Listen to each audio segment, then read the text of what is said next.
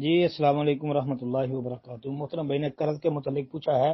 محترم بھائی، قرض کے متعلق اتنی بات یاد رکھیں کہ جب کوئی بندہ کسی سے قرض لیتا ہے، اگر اس کا ارادہ ہو، نیت ہو کہ میں نے اس کو واپس لوٹانا ہے، تو اللہ تعالیٰ جو ہے وہ آسانی والا معاملہ کر دیتے ہیں، یعنی اس کے لیے، تاکہ وہ قرضے کو واپس دے سکے۔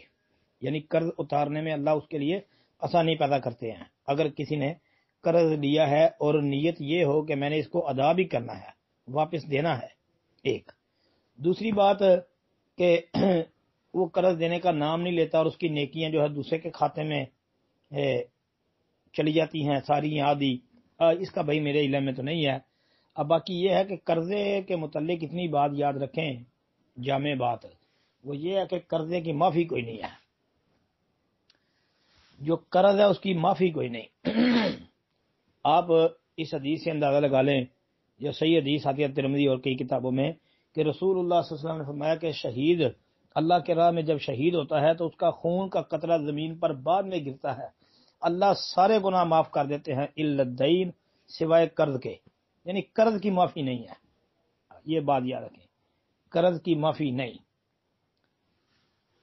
السلام علیکم ورحمۃ اللہ وبرکاتہ۔